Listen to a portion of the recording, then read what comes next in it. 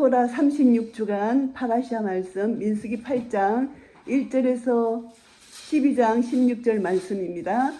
베하 알로 특하 내가 켤 때에 이런 뜻인데요. 오늘 이 본문 말씀을 보면은 내가 등불을 켤 때에 내가 올라가게 할 때, 이 단어 속에는 켤 때와 올라가게 할 때 이런 뜻이 담겨 있습니다. 그래서 이제 등불을 켤 때, 내가 등불을 켤 때, 이 말씀이 8장 1절에 보시면은 여호와께서 또 모세에게 일러 가라사대 아론에게 고하여 이르라. 하나님께서는 모세에게 말씀하시고 아론에게 명령하라고 말씀하십니다. 등을 켤 때에는 7 등잔을 등대 앞으로 비치게 할지니라 하시매 7 등잔을 켜게 하는데요. 7은 완전수잖아요. 그래서 계시록 4장 5절의 말씀에도 보시면은 보좌 앞에 7 등불 켠 것이 있으니 이는 하나님의 7 영이라 이렇게 계시록 4장 5절에서 말씀하고 있습니다. 그래서 7 영, 7 등불은 성령을 여기서 상징한다고 볼 수가 있습니다. 그리고 계시록 5장 6절 말씀에는 내가 또 보니 보좌와 내 생물과 장로들 사이에 어린 양이 섰는데 일찍 죽임을 당한 것 같더라. 7 뿔과 7 눈이 있으니 이 눈은 온 땅에 보내심을 입은 하나님의 7 영이더라. 완전수 성령님을 가리킵니다. 그래서 7 등잔, 거기서 불이 나오는 것입니다. 이 불은 애쉬라는 것인데 우리가 좀 이따가 이제 볼 건데 불기둥 나오잖아요. 이 불이 애쉬예요. 이 불이 심판, 하나님의 보좌에서 나오는 것을 상징하는데요. 우리가 마태복음 3장 11절에 보시면은 성령의 불로 세례를 받잖아요. 이거하고 연결이 됩니다. 그래서 애쉬가 하나님의 불 심판인데 애쉬 안에 이 어원이 이시라는 어원이 들어있는데 이것이 사람이에요. 사람. 그래서 이 애쉬 불에는 구원자 예수아라는 이름이 여기 포함되어 있어요. 그래서 우리가 등불을 켜는 이 등불도 7 영 예수 그리스도 그리고 성령님 하나님 삼위 하나님을 여기서 우리가 생각할 수가 있고 불기둥에서도 예수아 마태복음 3장 11절에 그 예수아를 생각할 수가 있습니다. 그래서 7 등잔을 등대 앞으로 비치게 하라는 것입니다. 등대 앞에는 무엇이 있나 하면요. 떡상이 있어요. 이제 우리가 성전 성소문에 딱 들어가면은 오른쪽에는 떡상이 있고 왼쪽에는 등대가 있거든요. 금촛대가 있는데 이 금촛대 7 촛대의 불을 앞으로 비추게 하라. 떡상입니다. 그래서 성령님과 말씀 이것이 항상 같이 간다는 것입니다. 이 떡상은 예수 그리스도를 예표하고 성령님이 예수 그리스도를 말씀을 비춰주면은 말씀과 성령님이 함께 역사해야만 이 말씀이 살았고 운동력이 있는 영역 생명이 말씀의 능력이 나타난다는 것입니다. 그래서 아론이 모세가 명령한 하나님이 모세를 통해서 명령한 그대로 3절에 등불을 등대 앞으로 비치도록 켰으니 여호와께서 모세에게 명하신가 같았더라. 그래서 예수 그리스도는 세상의 빛이에요. 세상의 빛으로 이 땅에 오셨는데 어둠이 깨닫지를 못했어요. 요한복음 1장에 보시면은 마태복음 5장에서는 너희는 세상의 빛이라. 세상의 빛을 비춰야 된다는 것입니다. 그래서 예수 그리스도가 우리의 참빛 되시고 우리는 또 우리가 예수 그리스도의 참빛을 받아서 세상에 비추는 빛입니다. 그래서 교회의 사명이 뭐냐 하면은 7 촛대라는 것입니다. 7 금촛대로서 열방의 빛을 비치도록 사명을 받은 것이 교회예요. 이것을 보면은 그래서 등불, 등대에 켜진 등불 그리고 떡상 이것이 이제 성소 안에 있는 것입니다. 그 앞에 이제 휘장이 쳐졌는데 그 앞에는 떡상과 금촛대가 있고 그 다음에 쫙감이 앞에 휘장이 치진 앞에 향단이 있어요. 기도의 향이 날마다 올라가는 기도의 향불이 있고요. 휘장 뒤에 지성소가 있어요. 그래서 우리가 생각할 때 이 성소에는 제사장이 드나들면서 매일 불이 꺼졌나 안 꺼졌나 점검을 하고 떡상을 매일 갈아요. 갈고 기도 향이 올라가도록. 그래서 이제 이 성소를 우리 인간이 하나님을 위하여 섬기는 장소라고 하면은 휘장 안에 지성소는 언약궤가 들어있잖아요. 언약궤 증거막 이렇게도 말하고, 언약궤는 성소, 지성소라고도 말하고, 그래서 언약궤는 하나님의 영광의 임재를 상징하는 속죄소, 시언자를 덮어줬어요. 아무도 그게 들어갈 수가 없는데 1년에 한 차례씩 대제사장이 들어가서 우리 모든 백성들이 죄를 속죄하는 그런 것을 허락해 주셨어요. 그래서 성소, 지성소 이렇게 생각하면은 우리가 성소 안에까지는 우리가 들어가서 이제 떡상과 말씀과 기도와 성령님을 통해서 우리가 변화를 받고 1년에 한 차례씩 이제 우리 죄가 다시 한번 속죄받는 그런 이 의식, 대속죄의 의식을 우리에게 허락하신 하나님을 기억하면서 성소, 지성소를 우리가 생각할 수가 있습니다. 그래서 이것을 생각하면은 우리가 창세기에 제일 먼저 하나님께서 땅이 혼돈하고 공허하고 흑암이 수면 위에 있을 때 하나님께서 제일 먼저 창조하신 것이 빛이잖아요. 이것과 오늘 이 말씀이 연관이 돼요. 깜깜한 성소 안에 하나님이 제일 먼저 빛을 밝히라고 말씀하십니다. 어두우면 아무것도 할 수 없는데 성령의 불을 밝히는 것입니다. 그런데 이 빛이 계시록에 가면은 빛이 필요가 없는 거예요. 예수 그리스도가 빛이 되시기 때문에. 그래서 계시록은 이제 더 이상 빛이 없는데 이 성소는 하늘 성소의 모형이에요. 그래서 이제 하늘 성소에 가면은 빛이 필요 없는데 이 지상에 그 모형을 만든 그 안에는 빛을 만드셔요. 그래서 예수 그리스도의 모형, 성령님을 모형하러 만드신 거죠. 근데 여기서 이제 등불을 켤 때 이것을 보면은 알라 이 베하알로트카 이 안에 할로트 이 안에는 알라라는 이 단어가 들어있는데 이 알라가 올라가다, 오르다 이런 뜻이 있대요. 그리고 이 안에는 니르, 등잔에 니르가 등잔인데 경작하다, 갈다 이런 뜻이 있고요. 그리고 또 아바드라는 이 단어가 경작인데 이것을 또 해석하면 일하다, 섬기다 이런 뜻이 있다고 합니다. 그래서 보면은 민수기 8장 2절에 등불을 켤 때에 이건 알라죠. 등불 켜는 것은 땅을 갈아엎는 것과 같은 의미라고 하고요.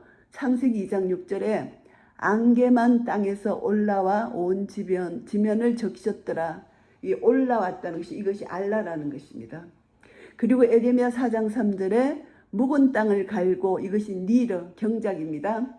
그래서 이 전체를 보면은 이 안에 들어있는 의미가 성전에서 섬기는 것은 땅을 갈아엎는 것과 같다는 것입니다. 그래서 우리가 성전에 들어가서 하나님을 섬기고 우리가 예배 드릴 때 내 안에 있는 모든 더러운 것을 기경해서 옥토밭으로 만들어지는 그런 역사, 회개하고 성령의 불을 받고 말씀을 받고 그래서 내 속에 있는 더러운 것이 다 없어지고 하늘의 형상, 하나님의 형상을 받는 그런 경작하는, 예배가 경작하는 것, 완전히 땅을 갈아엎는 것, 이런 역사가 우리가 날마다 우리 속에서 일어나야 된다는 것입니다. 그래서 성소 안에는 성령의 불과 말씀이 있기 때문에 이것이 하나님의 임재하심이에요. 우리가 말씀과 성령과 기도 안에 있으면은 하나님의 임재하심을 경험할 수가 있고 이것은 하나님이 성령 말씀을 통해서 우리에게 알려주시는 계시된 말씀을 열어주세요. 그래서 우리가 성령님을 의지하고 말씀을 읽게 되면은 말씀 안에 있는 이 계시된 말씀이 풀어지는 거예요. 우리가 이 말씀을 보는데 정말 우리는 수박 그닥기식이에요. 말씀 한 말씀 한 말씀에 감춰진 보화가 얼마나 많은지 우리는 다 깨달아 알 수가 없어요. 그리고 이제 이 등대를 만드는 등대 제도가 어떠냐 하면은 금을 쳐서 만들어요. 이렇게 만들어서 붙이는 것이 아니에요. 금 덩어리 하나를 가지고 그냥 쳤어. 이렇게 등대를 만드는데 하나님 모세가 여호와께서 자기에게 보이신 식양을 따라 이 등대를 만들었더라. 하나님께서 식양을 그대로 보여주셔서 이 등대를 만드는데 조리품이 아니에요. 이게 붙여서 만들어서 이렇게 뭐 붙이고 이런 게 아니야. 금덩어리 하나를 그냥 쳐서 등대를 만드는 거예요. 이 의미는 우리가 정금과 같이 나온다는 것이잖아요. 쳤어, 연단되고 정결하고 거룩하고 세상에 어떤 것도 섞이지 않는 그것으로 그냥 십자가의 그 역사, 인내, 고난 이것이 여기서 담겨 있는 거예요. 그냥 이제 쳤어, 계속 쳐서 이렇게 그런 한 등대를 만드는 이것이 예수 그리스도의 고난도 들어가고 인내도 들어가고 거룩, 정결 이 모든 것이 포함되는 것입니다. 그래서 여기서 영적 의미가 그런 의미로 우리가 받아들일 수가 있고요. 그래서 이제 등대는 분명한 방향, 정확한 방향, 떡상만을 비춰야 돼요. 성령님이 이 땅에 오신 것은 예수 그리스도를 증가로 오신 거예요.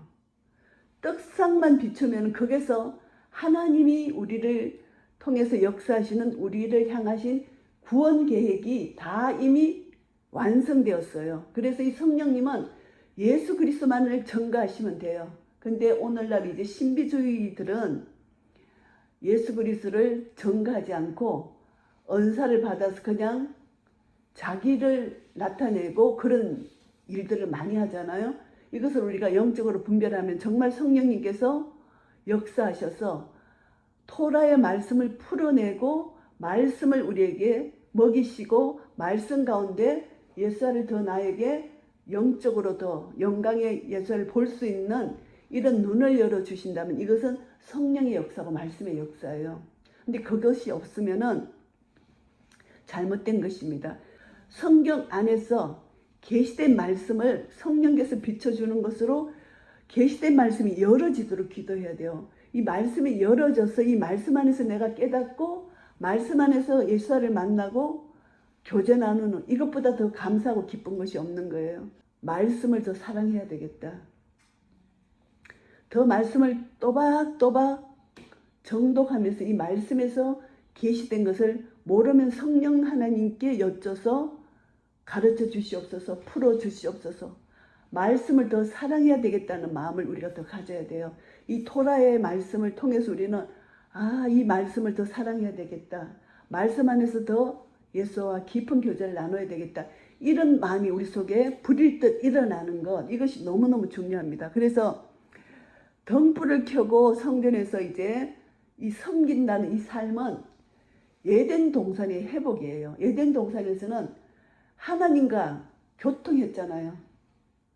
우리가 하나님과 교통하려면은 성령님을 의지해야 되고 말씀을 의지해야 되고 기도로서 나아가야 되는 거예요. 그래서 성소 안에 날마다 들어가서 내 안에 계신 성전이잖아요. 내 안에 성전이 계시니까 성령님이 또 내 안에 계시고 말씀을 내가 먹으면서 날마다 주님과 교제하면은 에덴 동산이 회복되는 거예요. 내 속에서. 에덴 동산의 회복이 하나님과의 교제의 회복입니다.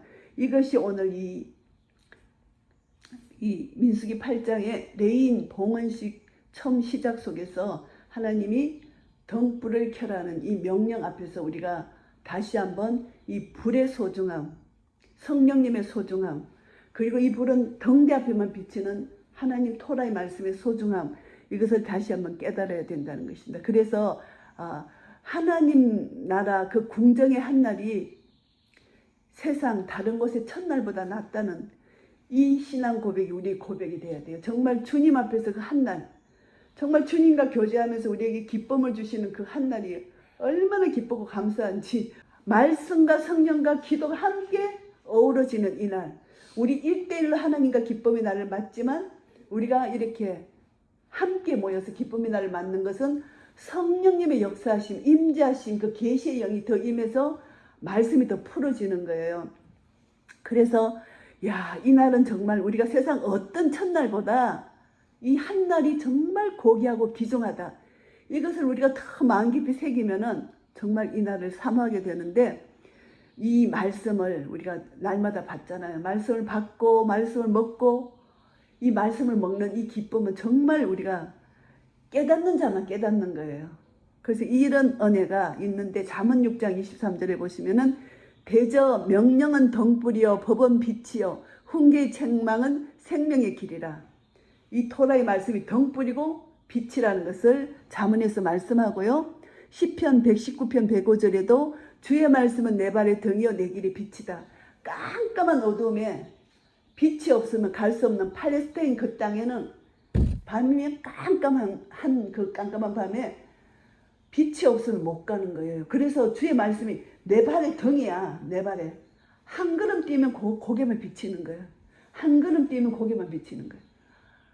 하나님은요 완전히 우리 앞에 막 이런 그런 게 아니라 내 앞길을 한 걸음 한 걸음 인도하고 구속사적으로 보면은 우리는 언젠가 천국 가지만 이 땅에 한 걸음 한 걸음 갈 수 있도록 말씀의 빛을 비춰주셔서 그 빛의 인도하심을 따라 가는 거예요.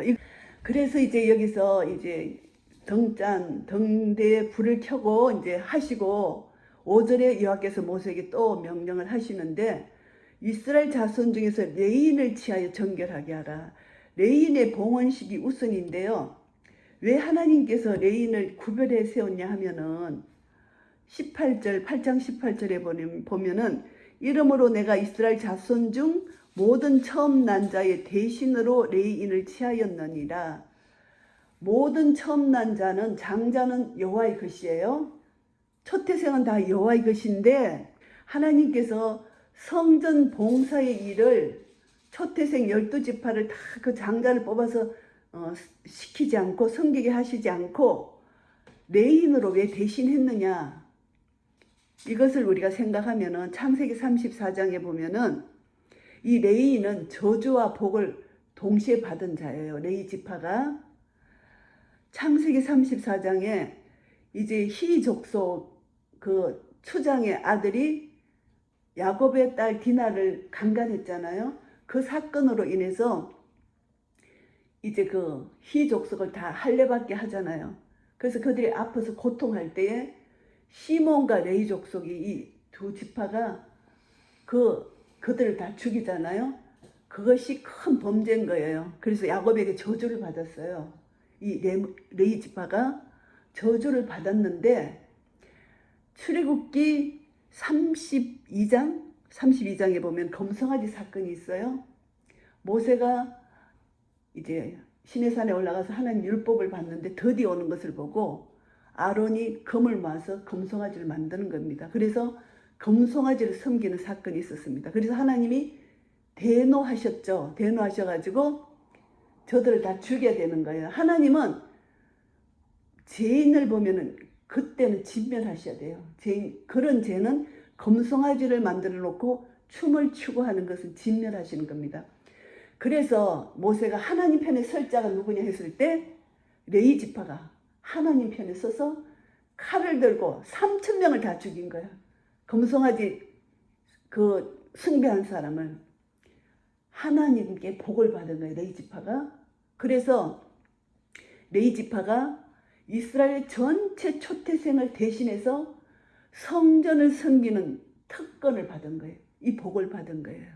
그래서 성전을 섬기는 이 헌신은 복 중의 복이라는 것입니다. 그래서 레위 지파는 저주도 받았지만 또 하나님 앞에 회개하고 하나님 앞에 하나님의 그 의분을 가지고 하나님 편에 서서 그 검송아지 숭배한 자를 다 죽였단 말입니다. 그러니까 우리가 인간의 눈에 볼 때는 살인자죠. 그러나 하나님 눈으로 볼 때는 하나님 편에 서서 의인이라는 거죠. 하나님 편에 서서 다 죽인 거예요. 그래서 하나님이 복을 주신 그 복이 성전을 섬기는 복이에요. 그래서 우리도 성전을 섬기는 복, 예배를 드리는 이 복은 복 중의 복이라는 것입니다. 그래서 우리가 한 사람 한 사람이 참 예배자가 되어서 하나님 이름을 높이고 섬기고 예배 드리는 거, 이게 복 중의 복이라는 것입니다. 우리가 레위인으로 택함을 받았다. 여기서 이제 우리가 이것을 감사히 우리가 이제 하나님 은혜를 교훈받는 것이고, 그 다음에 9장에 보면요, 시내 강야에서 첫 유월절을 지키는 겁니다. 이스라엘 백성들이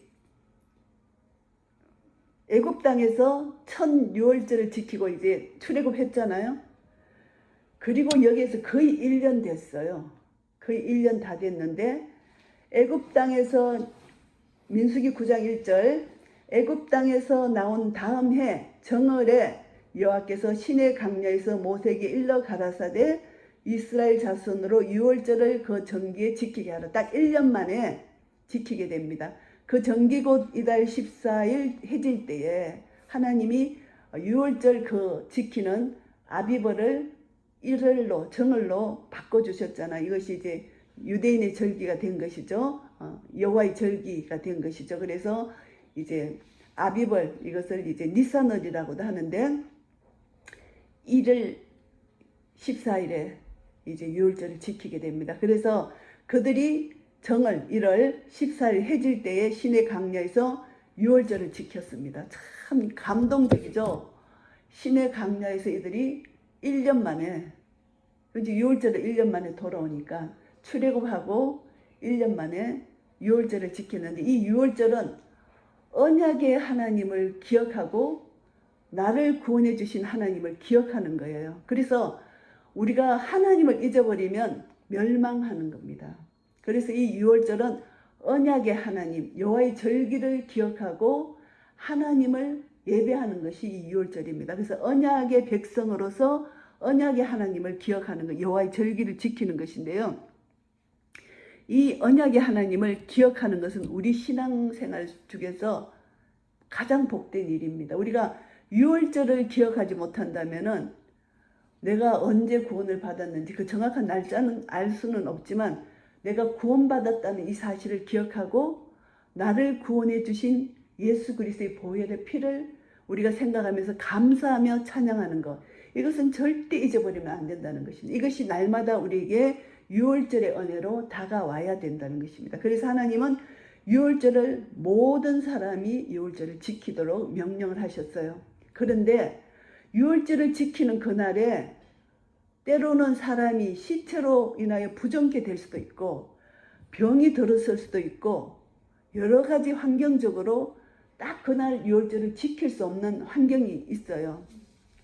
이럴 경우를 생각해서 하나님께서 다시 한번 유월절을 만드셨어요. 그것은 두 번째 유월절을 지킬 수 있는 은혜를 주신 거예요. 이것이 11절, 9장 11절 2월 14일 한 달 후에 다시 한번 유월절을 지킬 수 있는 은혜를 주시는데 이것은 유월절을 안 지키면 그 해 중에서 끊어져요. 그러니까 그 백성 중에서 끊어지지 않도록 하나님께서 은혜 위에 은혜를 베풀어 주셔서 한 번 더 기회를 주시는 거예요. 그래서 한 달 후에 유월절에는 모든 사람이 첫 번째 유월절에 참석하지 못한 사람이 참석할 수 있도록, 그래서 9장 13절 보시면은 그러나 사람이 정결도 하고 여행 중에 있지 아니하면서 유월절을 지키지 아니하는 자는 그 백성 중에서 끊쳐지리니 이런 사람은 그 정기에 여호와께 예물을 드리지 아니하였은즉 그 죄를 당할지며, 이들은 시체도 만지지 않았고 그냥 유월절을 드릴 수 있는 환경인데 유월절을 드리지 않았다. 이것은 그 백성 중에서 끊쳐진다는 것입니다. 만일 타국인이 너희 중에 우거하여 여호와 앞에 유월절을 지키고자 하면 유월절 율례대로 그 규례를 따라서 행할지니 우거한 자에게나 본토인에게나 그 율례는 동일할 것이니라. 여기서부터 이미 유대인과 이방인은 이미 구원함을 얻었다는 것이 예표가 되는 겁니다. 타국인도 하나님께서 유월절 지킬 수 있는 은혜를 주신 거예요. 그러니까 유월절은 구원받은 그날 언약의 하나님을 기억하는 거잖아요. 그래서 첫 번째 유월절 정월 14일 날 유월절을 지키지 못할 형편에 있는 자들, 시체를 만졌다든가 병들었다든가 먼 여행 중에 있는 자들을 위해서 다시 한번 한 달 후에 유월절을 또 한번 지키도록 은혜를 베풀어 주셨다는 거. 이것을 보면은 하나님의 사랑은 끝이 없는 거예요. 어쩌면 하나님은 우리의 연약함과 우리의 모든 것을 아시고 한 번 더 기회를 주셨다는 것. 이것이 하나님의 놀라운 사랑이라는 것을 알아야 된다는 것입니다. 우리의 삶 속에서도 하나님께서 우리를 은혜를 베풀어 주셨는데 내가 깨닫지 못할 때 다시 한번 우리에게 은혜로 깨닫게 해주시는 그런 은혜가 우리에게 주어진다는 겁니다. 그리고 이제 15절부터는 이제 불기둥, 구름기둥으로 하나님이 행하시는데, 구름이 성막에서 떠오를 때에는 이스라엘 자손이 진행하고, 구름이 머무르는 곳에는 이스라엘이 거기서 그냥 진을 치는 거예요. 진을 치는데 성막을 중심으로 동서남, 동남서북 이렇게 유다 지파가 제일 동쪽을 합니다. 그래서 그렇게 이제 진을 치는데, 이것이 하나님께서 진행도 하시고 또 머무르기도 하시고, 그런데 구름을 따라서 인도해 주시는데요. 우리가 구름은 하나님의 인도하심이에요. 여기서 보면은 구름은 아난이라는 히브리 단어인데, 구름은 덮다, 숨기다 이런 단어 뜻이 있어요. 그리고 이제 숫자 값이 170인데 낫잘이라는 이 단어와 숫자 값이 같대요. 근데 낫잘이라는 이 단어에는 구하다, 보하다 이런 뜻이 있대요. 그러니까 이제는 구름을 보면 우리가 생각이 달라져야 돼. 아, 구름이 떴구나. 하나님의 영광의 임재가 나오잖아요. 그러면은 아, 하나님이 나를 덮어주시고 숨겨주시고 나를 보호해주시고 나를 구해주시구나. 나를 위험 가운데서, 나를 제약 가운데서 예수님 보혈을 덮어주시고 구하여주시고 숨겨주시구나. 그래서 구름이 해막에 덮이고 여호와의 영광이 성막에 충만한 그런 역사를 이제 구름으로 하나님이 성막에 나타내시잖아요. 이스라엘 백성들이 광야 40년을 하나님이 동행해 주셨구나. 구름을 볼 때 하나님의 동행하심을 내가 느끼면서 다시 한번 하나님을 찬양할 수 있는 이런 은혜가 구름을 통해서 우리가 느끼는데요. 그런데 너무너무 이들이 하나님 말씀 그대로 순종하지 않으면 안 되잖아요. 구름이 한 달 만에 뜰 수도 있고, 진을 쳤는데 이제 편하다 있는데 그 이튿날 구름이 또 뜨는 거야. 그러면은 또 이렇게 이 텐트를 걷어서 옮기는 건 보통 일이 아닌 거예요.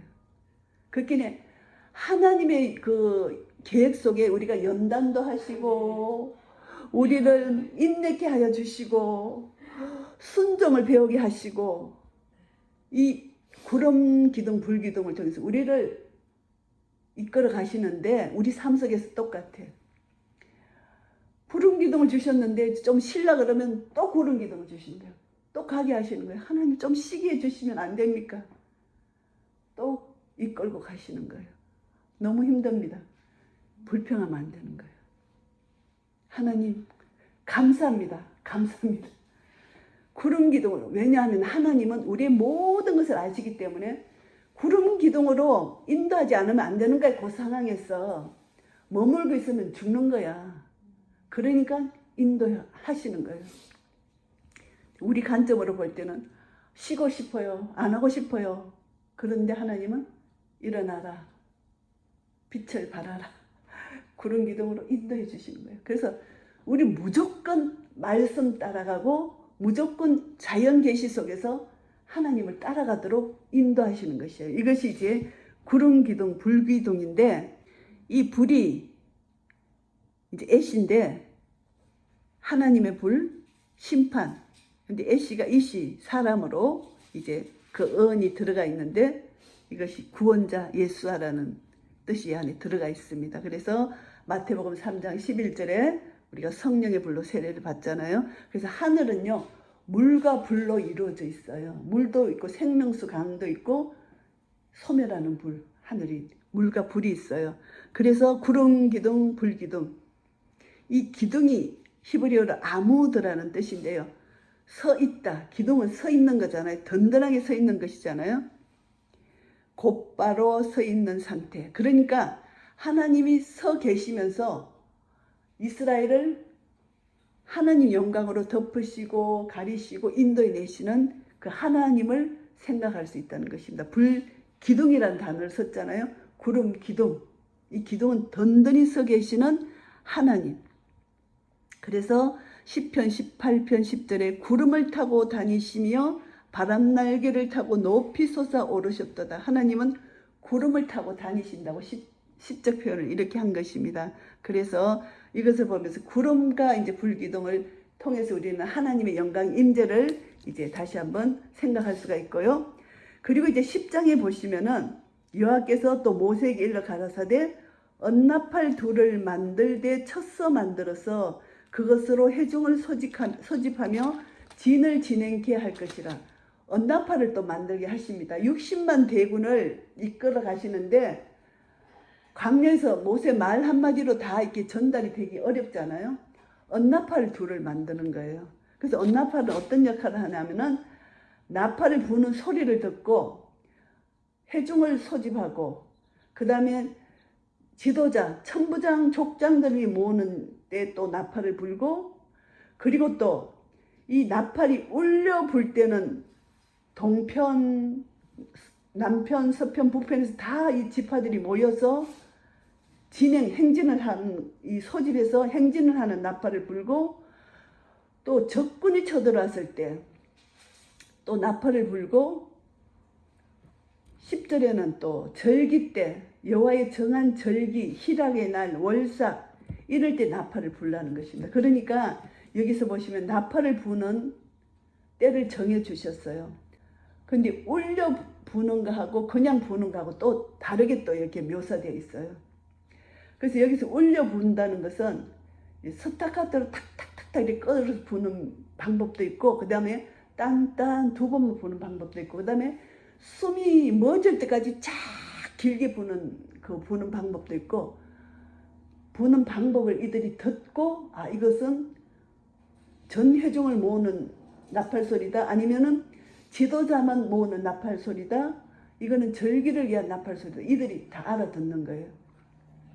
그래서 하나님의 그 놀라우신 은혜는 그 전 회중에게 하나님의 사랑이 또 언나팔 둘을 만들어서 하나님의 역사, 하나님의 명령을 들을 수 있는 그런 길을 만들어 주신 거예요. 그래서 마지막 때 예수 그리스도의 재림이 나팔 소리를 듣고 재림하잖아요. 양각나팔이죠. 그때는 언나팔이 아니라 양각나팔인데 나팔 소리가 너무너무 중요한 이것을 우리가 영적 의미로 생각하면은 하나님의 음성을 들을 귀가 있어야 돼요.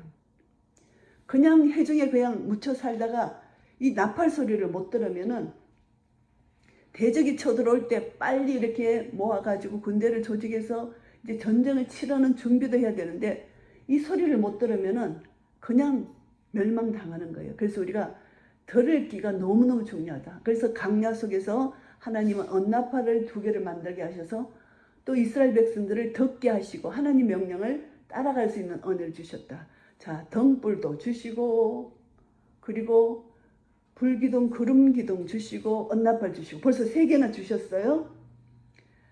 그리고 이제 이걸 딱 듣고 이제 진행하는 방법을 가르쳐 주는데 여기에는 지금 나와 있지 않지만 제일 앞에는 언약궤가 제일 먼저 섭니다.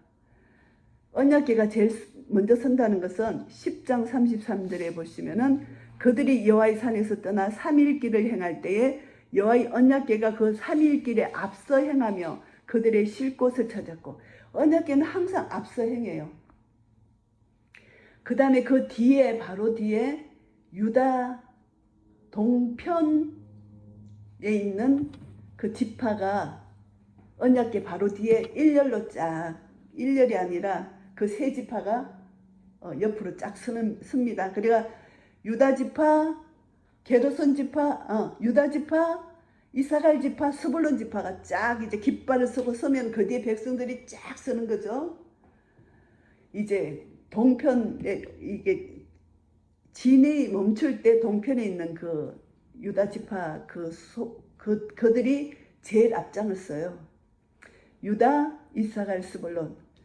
그 뒤에 이제 머라리하고 게르손 자손이 성막 기둥 널판 무거운 거를 술에 싣고 메고 해가지고 그 뒤에 씁니다.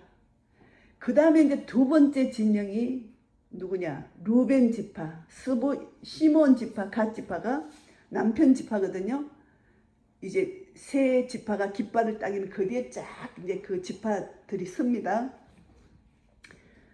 그 다음에 그 사이에 고앗 자손들이 성물을 메고 거기서 성막을 메고 성막을 세워서 거기 딱 씁니다.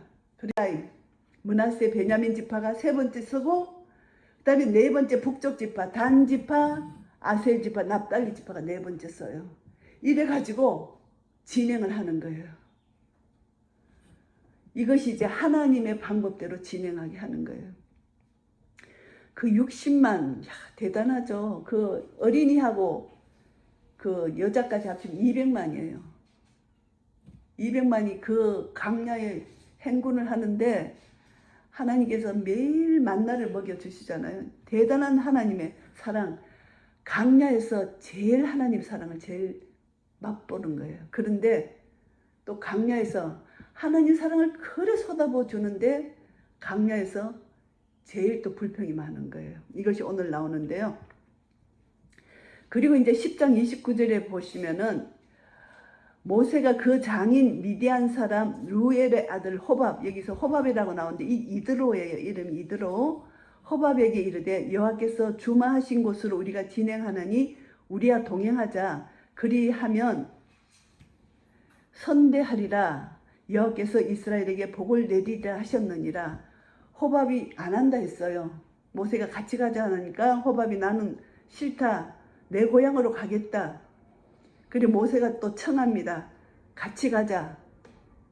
이렇게 청하는데 호밥이 모세 따라 갔을까요? 안 갔을까요? 갔죠. 그것이 성경에 증거가 있어요. 사사기 4장 11절 보시면은 호밥이 따라가서 호밥의 자손이 이제 그 사사기 4장 11절 보시면은 모세의 장인 호밥의 자손 중 겐 사람 헤벨이 자기 족속을 떠나 게데스에 가까운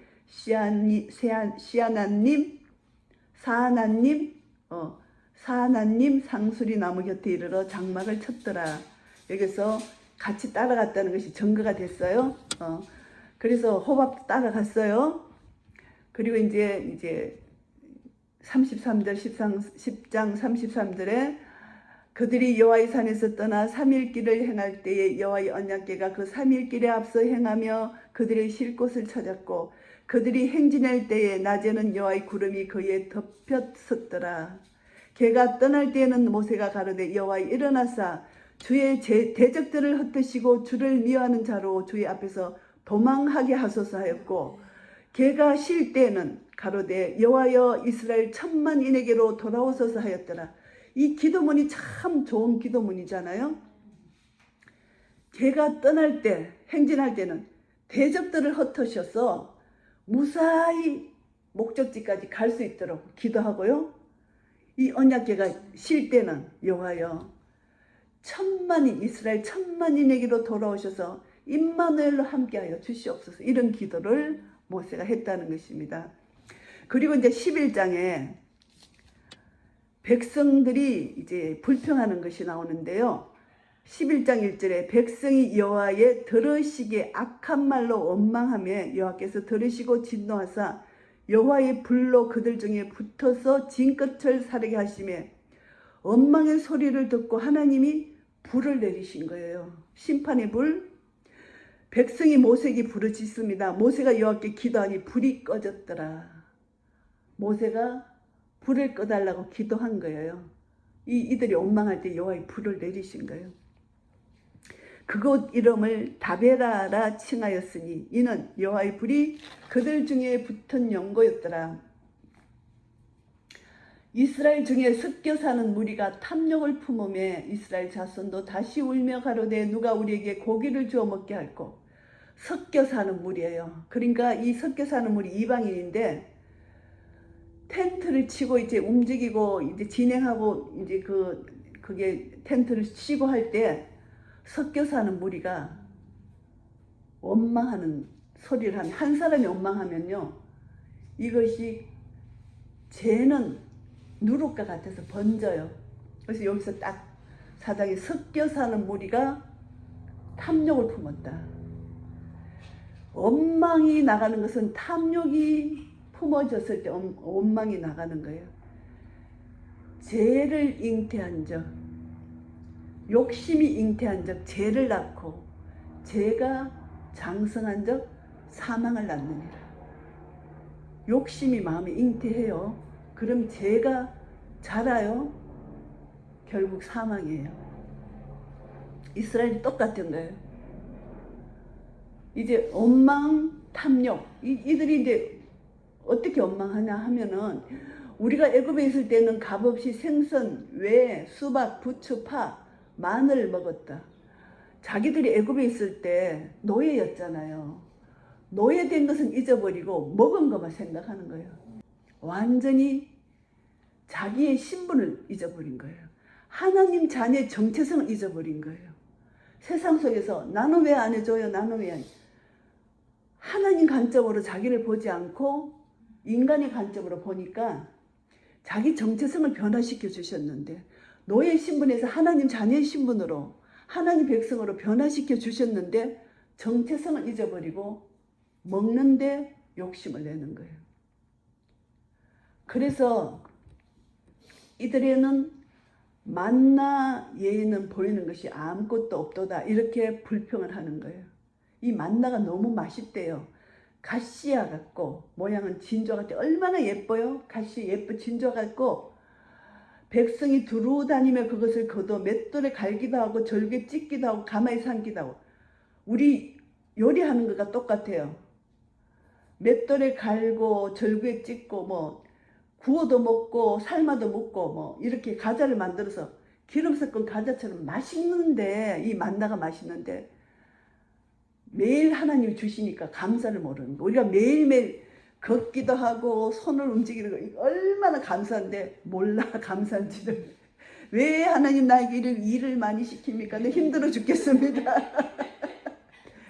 똑같아. 우리 양 이 아파봐야만 이 다리를 움직일 수 있는 이게 얼마나 감사한지 몰라요.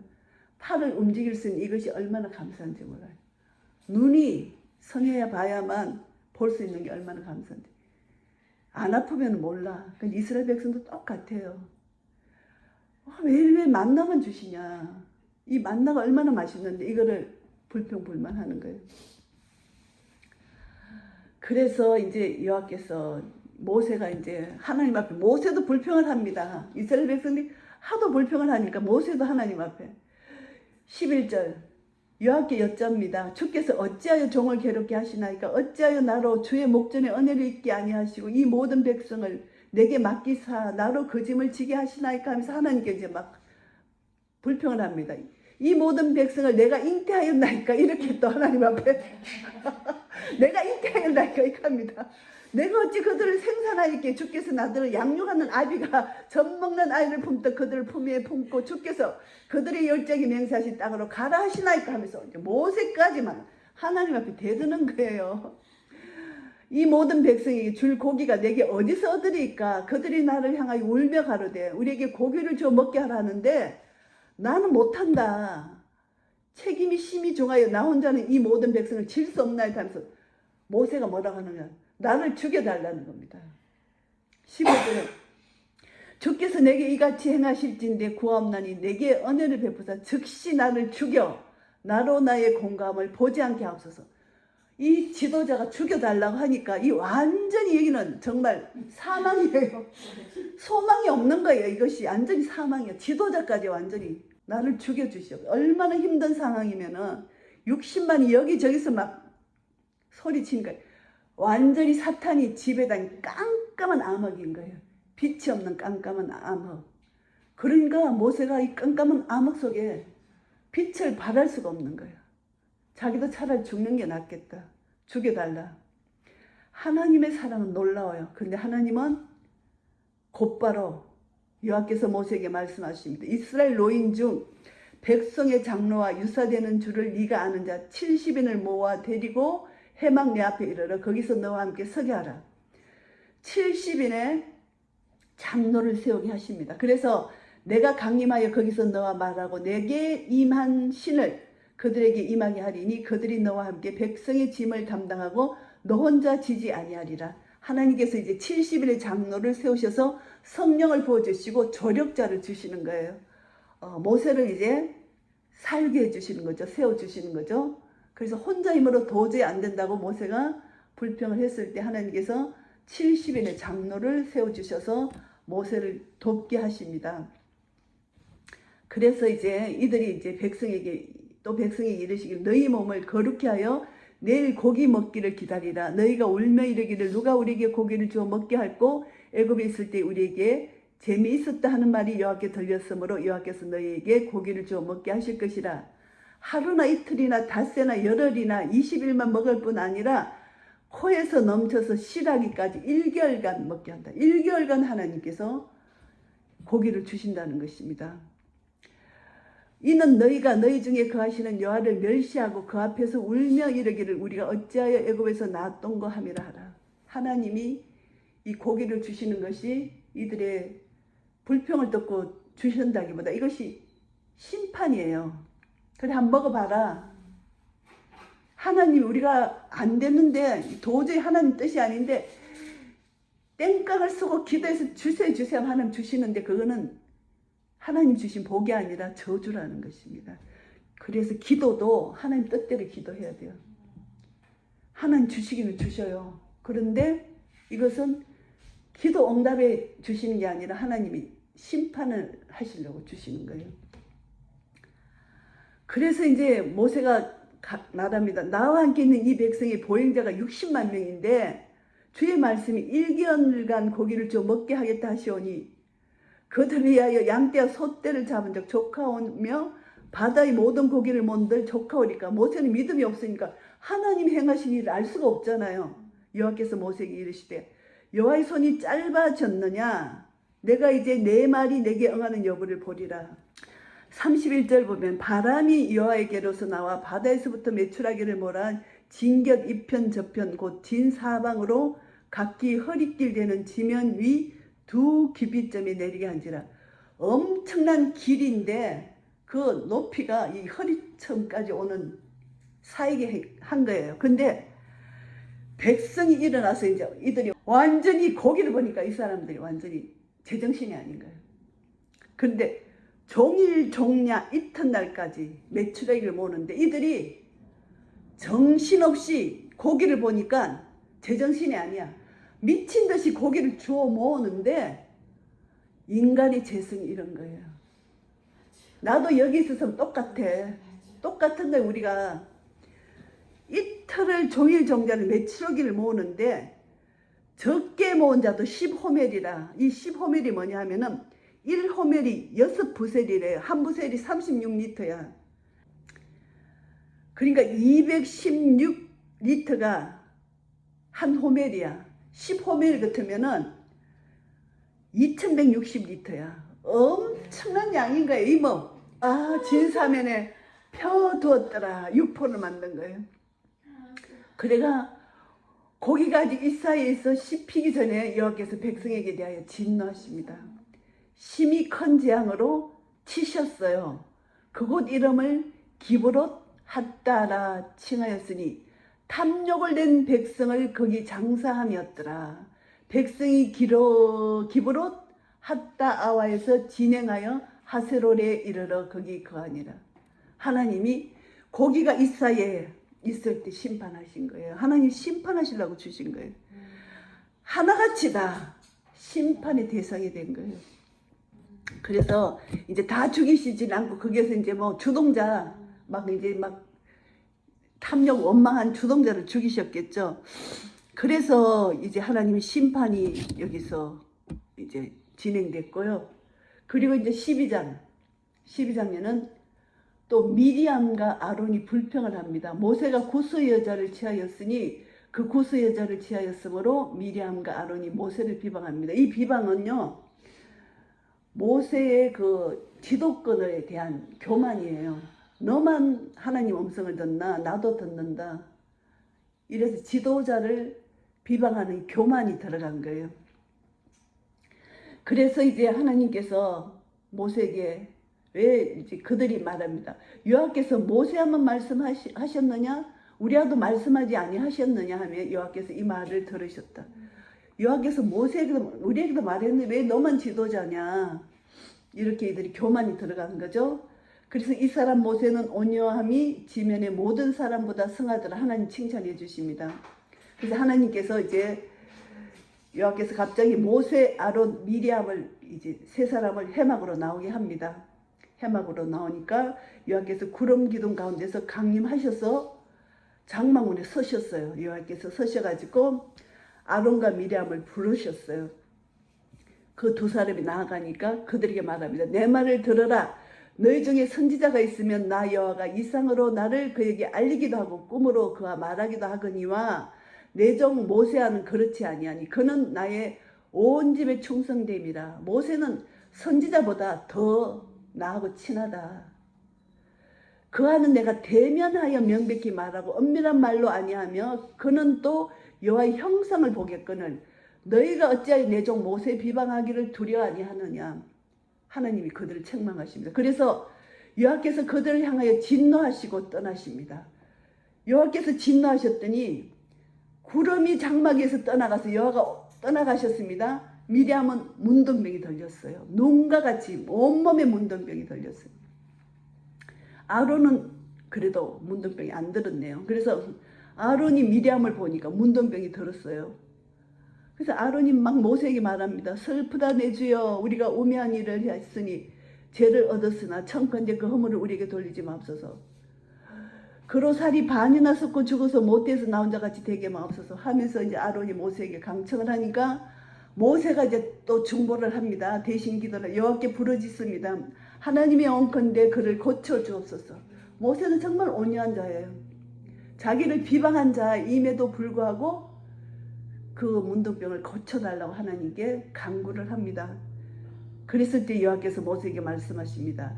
그의 아비가 그의 얼굴에 침을 뱉었을지라도 그가 7일간 부끄러워하지 않겠느냐. 그런즉 그를 진 밖에 7일을 가두고 그 후에 들어오게 할지니라 하시니.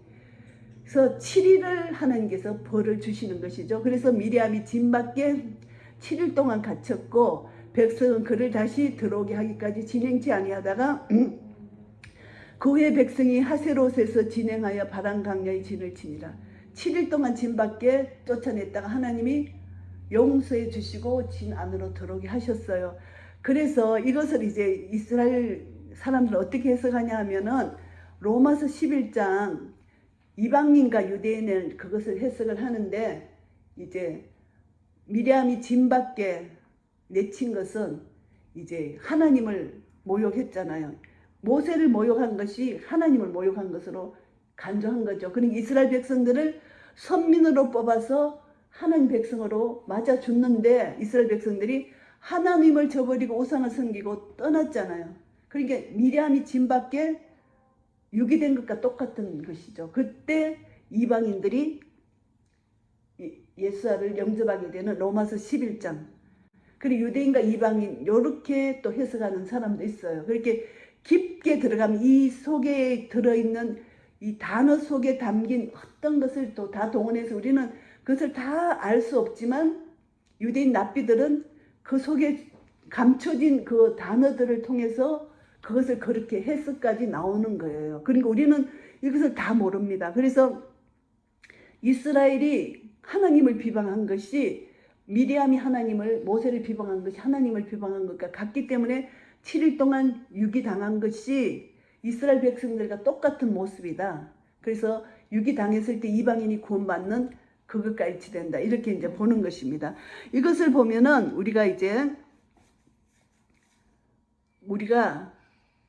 왜 이런 원망, 탐욕, 비방이 나오냐? 이것은 감사가 없을 때 나오는 거예요. 감사가 없을 때. 그래서 우리가 이걸 보면은 요한복음 10장 10절에 보면은 사탄이 오는 것은 예수 그리스도가 오신 것은 양으로 생명을 얻게 하고 풍성케 하시고 저가 오는 것, 사탄이 오는 것은 도적질하고 죽이고 멸망시키러 오는 거예요. 그러니까 우리 속에 있는 감사 찬양을 사탄이 도적질해 가는 거예요. 그래서 내가 원망이 나오고 탐욕이 생기고 비방이 나오고 교만이 나오면은 내 속에 있는 감사와 찬양을 도적질 당했네? 이렇게 생각할 수가 있는 거예요. 왜냐하면 여기서 보면은 강야에서 나타내신 하나님의 사랑은 놀라우신 사랑이잖아요. 하나하나 짚어보면은 등대에서 빛을 발하게 하시고, 그리고 성막 안에서 섬길 수 있는 사명도 주시고, 유월절도 부족해서 제2의 유월절, 한 달 후에 또 유월절을 지킬 수 있는 은혜를 주시고, 구름기둥 불기둥을 주시고, 언나팔도 주시고 이들을 사랑하셔서 사랑하시고 만나도 주셨는데, 불평을 하기 시작하니까 주신 것은 다 까마득히 잊어버리고 없는 것을 내놔라 하고 불평하고. 우리가요, 복은 나에게 주신 것에서 복을 찾아서 감사해야 되는데, 나에게 주어지지 않는 것에서 막 찾으려고 하니까 파랑새를 잡는 거. 왜 나에게 안 주십니까? 안 주십니까? 이것이 이제 불평불만 나가는 거죠. 그래서 제일 먼저 하나님의 절대 주권 아래서 내가 감사하고 찬양하지 않으면 원망이 나가고 탐욕이 나가고 불평이 나가고 비방이 나간다. 이것을 우리가 알 수가 있습니다. 그래서 하나님은 이스라엘이 멸망했을 때 보면요, 에레미야 6장 13절에 보면은 작은 자부터 큰 자까지 다 탐욕이에요. 이스라엘 멸망했을 때 선지자 제사장 다 거짓으로 다 탐욕에 물들었어요. 고린도전서 6장 10절에는 탐욕을 가진 자는 하나님 나라를 유업으로 받지 못한다는 것입니다. 그래서 에베소서 5장 3절에는 탐욕 이름이라도 부르지 말라. 이는 성도의 마땅한 반이다. 절대로 탐욕을 가지지 말라는 것입니다. 그래서 이것이 중요하고요. 그 다음에 이제 우리는 지금 강야 같은 이 세상 삽니다. 이스라엘 백성들이 강야교에서 신앙생활을 했다면 우리도 지금 강야에서 신앙생활을 하는 거예요. 강야교회입니다. 지금 교회들이 다 있지만 강야교회도 우리를 살아요. 근데 강야교회에 정거 장막이 꼭 있어야 돼요. 언약의 하나님, 성막이 내 속에 계시잖아요. 강야교회 우리가 이 세상 다니는데 내가 이 교회 저 교회를 해도 다 강야교회예요. 우리 이스라엘 강야교회 대신 우리도 이 땅에 예수 그리스도를 나의 구주로 영접했지만 내 속에 이제 성전이 계시는데, 언약의 하나님을 기억하고 토라의 말씀을 끝까지 간직해야만 내 속에 계신 언약궤를 놓치면 안 돼. 이 정거장막, 이것이 너무너무 중요합니다. 정거장막을 꼭 붙들어야 된다. 그래서 민수기 10장 11절에 제2년 2월 20일에 구름이 정거막에서 떠오릅니다. 이것은 두 번째 유월절을 주셨잖아요. 두 번째 유월절은 2월 14일에 주셨죠. 그리고 일주일 유월절 지키고 바로 구름이 떠올랐어요. 유월절 지키고 바로 진행하는 거예요. 정거막을 앞세워서 언약궤를 앞세워서 진행하는 거예요. 그래서 우리가 강야 같은 세상을 우리가 살 때 내 속에 언약궤가 없으면 갈 수가 없는 거야. 이 세상 반드시 토라의 말씀, 성령의 능력, 언약궤를 모시고 이 세상을 걸어가야 됩니다. 이것이 중요한 우리에게 주신 교훈이고요. 그리고 이제 하프타라는 스가랴서 3장 10절에서 4장 7절 말씀인데요. 이 사탄이 여호수아니 더러운 옷을 입었다 하고 여호수아를 조소하고 막 그러는 거예요. 그래서 하나님께서 여호수아에게 제사장 옷을 딱 입히시고 사탄에게 조소 못하게 하시는 거예요. 여호수아를 하나님이 세워주시는 그런 내용입니다. 그러면서 내 종 순을 나게 하리라.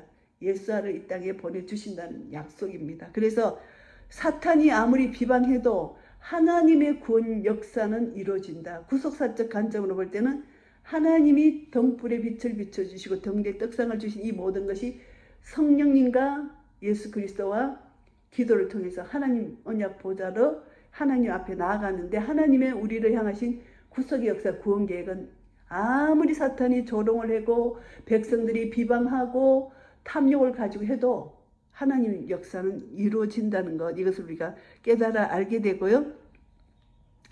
그래서 이제 여기서 4장에 보면은 두 감람나무가 나옵니다.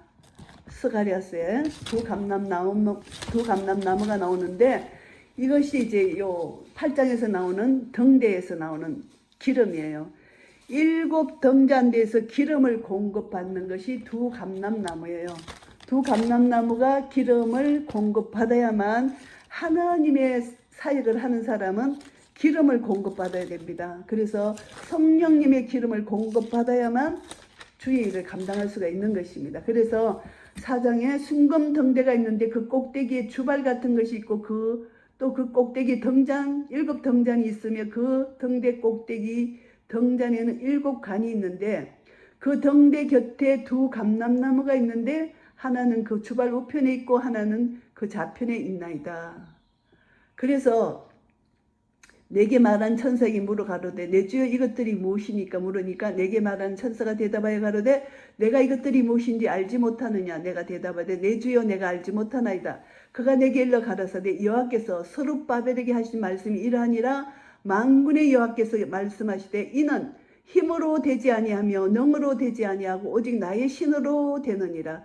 큰 산아 내가 무엇이냐. 내가 스룹바벨 앞에서 평지가 되리라. 그가 머릿돌을 내어 놓을 때에 무리가 예치기를 언청이 그에게 있을지어다 하리라 하셨고, 성령의 기름 부음을 받아야 주님의 일을 감당할 수 있다. 그러니까 큰 산 다 무너져 내린다. 하나님의 능, 하나님의 신으로 된다는 것입니다. 그래서 여기서 기름 부음을 받은 자 여호수아와 스룹바벨을 여기서 말씀합니다. 두 감람나무가. 그래서 이제 하프타라 말씀은 이것이고요. 그리고 브리타다샤는 계시록 11장 1절에서 19절 또 두 감람나무가 나옵니다. 이것도 이제 두 정인이죠. 계시록 11장 1절에서 19절 두 정인인데 이 두 정인을 어떤 사람은 여호수아와 스룹바벨이다. 어떤 사람은 엘리야와 모세다. 이제 여러 가지 설이 있는데 여기서 보시면은 두 감람나무와 두 촛대는 하나님의 사람으로 우리가 해석하면 됩니다. 그래서 마지막 때 하나님께서 하나님의 사람을 택하셔서 성령의 기름 부으심을 주시고 이제 하나님의 일을 감당하게 하시는 것입니다. 이제 그때 되면 하나님이 누구를 세우실지 모르죠. 세우셔서 하나님의 일을 맡기신다는 것입니다. 이것을 여기서 말씀하시고, 그래서 이들은 결국 피로 사서 하나님께 드리시는 순교자가 나올 것입니다. 하나님 앞에서 세워져서 나라와 제사장으로 삼으시고 이들이 이제 결국 두 정인이 순교할 것이고, 이 순교자는 이제 마지막 하나님 앞에서 왕노릇하는 그런 은혜를 입혀주신다는 것이 계시록 5장 9절에서 10절 말씀이고요. 그 다음에 마태복음 14장 14절에서 21절 말씀은 오병이어의 사건입니다. 선한 목자 되신 우리 주 예수 그리스도는 그 백성들을 불쌍히 여기셔서 먹이시고 입히신다. 이스라엘 백성들을 광야 40년 동안 만나로 먹이시고 입히신 선한 목자 되신 하나님, 여호와 하나님이 예수께서 이 5,000명을 먹이시고 12바구니를 남기신 광야에 앉은 이 백성들의 5,000명을 먹이시고, 5,000명이라 그러면은 부녀와 또 그 아이들을 계산 안 했기 때문에 한 2만 명으로 본대요. 그러면은 그들을 다 먹이시고 12바구니를 남기신, 백성들을 양육하시고 인도하시고 먹이시는, 만나를 먹이신 하나님처럼 예수께서도 그 백성들을 사랑하셔서 먹이셨다는 것을 우리가 연결시킬 수가 있고요. 또 한 가지는 아무것도 없는 그 어려운 상황에서 그 어린아이가 갖고 온 오병이어를 가지고 하나님 앞에 축사했다는 것은 감사 찬양했다는 것입니다.